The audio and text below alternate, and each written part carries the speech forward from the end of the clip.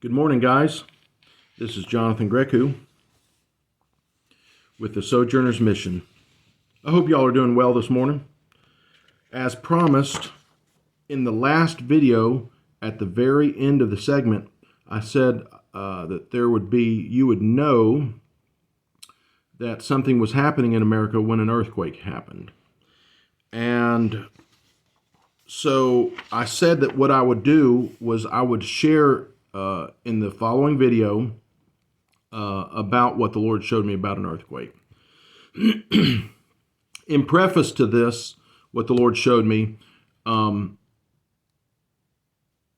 want to say that most of the time I never share, again, I've said this in the previous video or two, I never share a lot of things because they're personal to me. If the Lord tells them to me, they're personal to me.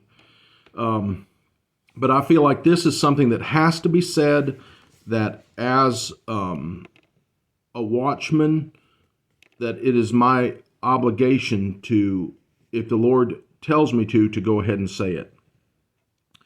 So I want to read directly out of my journal, and I want to read what I wrote, and then I want to explain it. So this is June the 1st of 2022. This is before myself and my family moved. I wrote this entry in my journal. In the word I had on April the 30th of 2022 about the Lend-Lease bill, there is a vision that I had that I need to write down. The Lord spoke to me and said that He was going to strike the heart of the United States. I saw the United States as a man laying dead on the map of the United States. The man was laying flat on his back. His head was up near the Canadian border, up near Minnesota, along the Mississippi River. His body was laying down the middle of the Mississippi River, and his legs were spread southeast and southwest, and his hands or his arms were spread out east and west. So when I saw this, I did not feel like I did not have some kind of like horrible feeling when I heard these words. The Lord spoke to me and said that He was going to strike the heart of the United States. In fact, I was like, it was odd to me, so I had this vision. This is a stick figure. I drew a stick figure of a man laying on the map of the United States. I'm not a great artist, so I won't show you my drawing, but I described it to you so you'll know. This is a stick figure representation of what I saw. The man was dead. I saw Jesus kneel down over this man and begin to do CPR on this man. I could see under the skin like X-ray vision as the man's ribs cracked. You know that when somebody does CPR, if they're doing it hard, they always tell you in CPR, don't worry if you crack ribs. You're going to crack ribs if you're doing proper chest compressions. Excuse me. The man did not come back to life. So I saw these paddles being used. Actually, it was more like the field type of AED, where anybody who's been trained on an AED could use it. The man was shocked, and after that, he came back to life.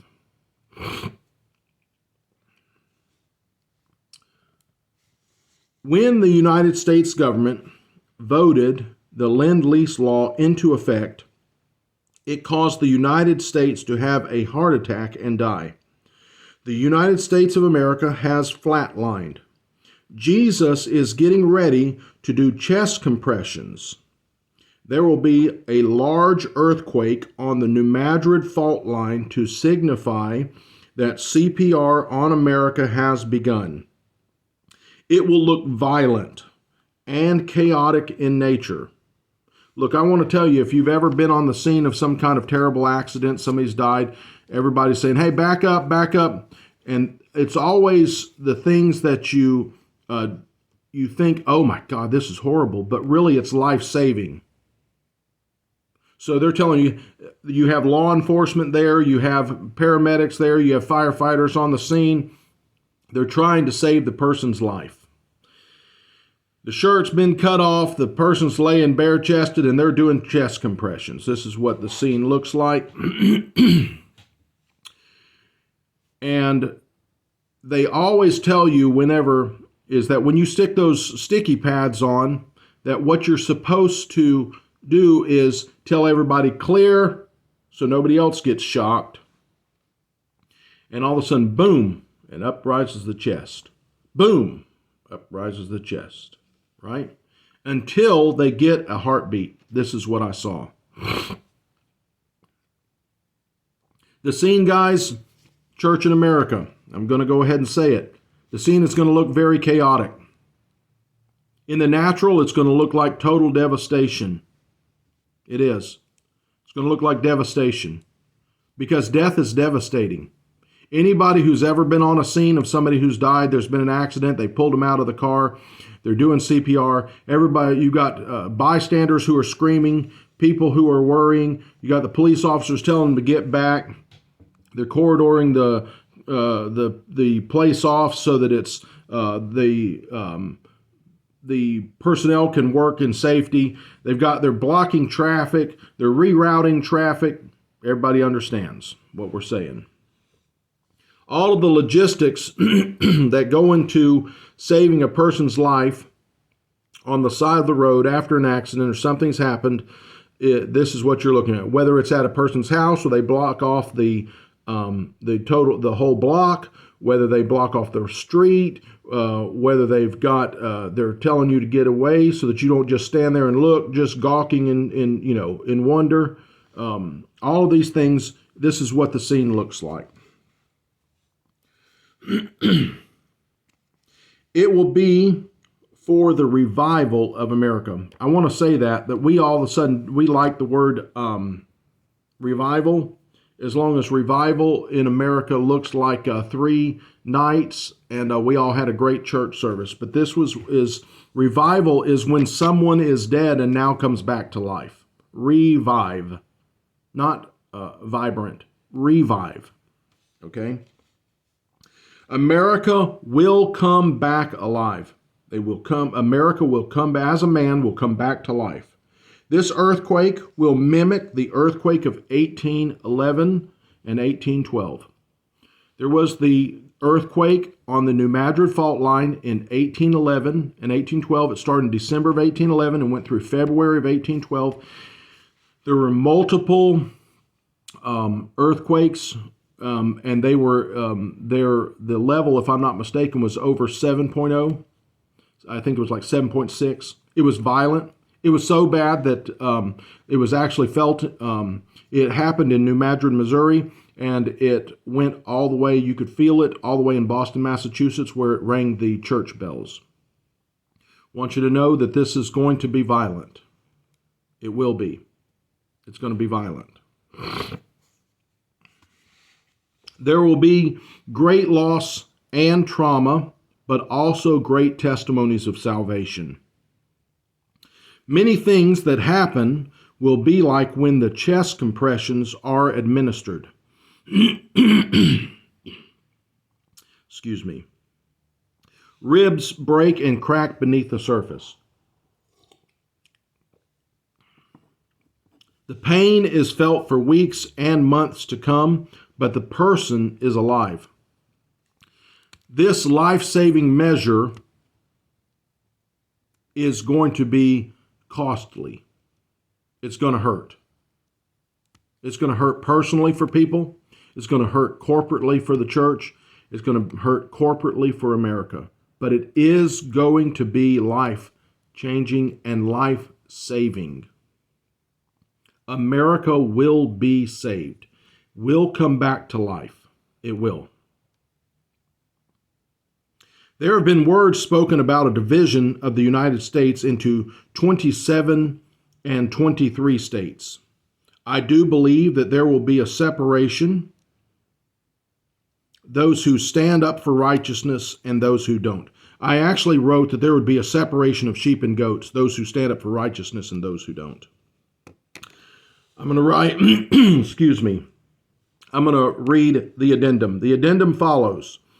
This was on June the 26th of 2022.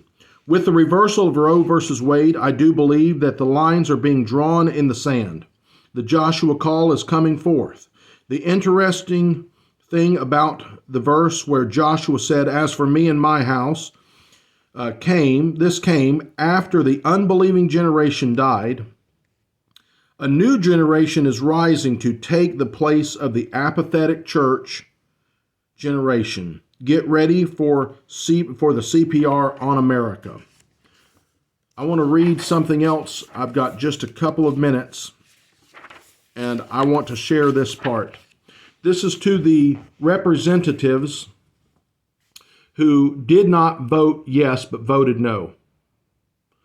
So this was GOP reps Andy Biggs of Arizona, Dan Bishop of North Carolina, Warren Davidson of Ohio, Matt Gaetz of Florida, Paul Gosner of Arizona, Marjorie Taylor Greene of Georgia, Tom Massey of Kentucky, Ralph Norman of South Carolina, Scott Perry of Pennsylvania, Tom Tiffany of Wisconsin.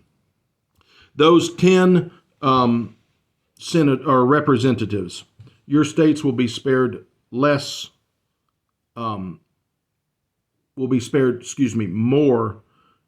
than others because of your stand for righteousness. For the 3 guys that decided to abstain, I think there was 3 that decided to abstain. If I'm not mistaken, one was from Texas, and one was from Utah. You can't stand in the middle and not vote. You have to choose, yes or no. You can't abstain just because you need your bill to be passed somewhere else. This will not work, and it won't fly. God holds you accountable. Your not voting was just like voting yes.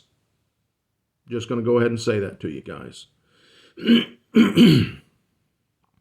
Church in America, this is for you. It's going to be real easy to go, well, God is not in this, and you want to pray against it. What's happened has already happened. The death has already happened. So are you going to pray against the CPR? That's my question to you.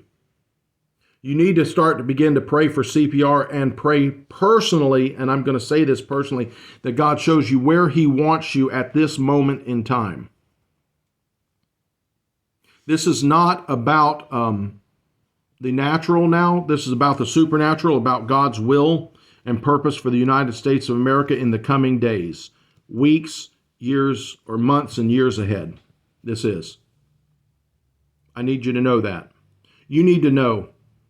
If you seek to save your life, you'll lose it. But if you lose your life for my sake, you'll find it. I do believe that this is it. And I'm talking about natural things. We hold on to jobs. We believe in the prosperity gospel. I'm not saying that God doesn't want us to be prosperous. He does. But what happens is sometimes it keeps us stuck where we're at because we're afraid to move in case what it would be like, the difficulty.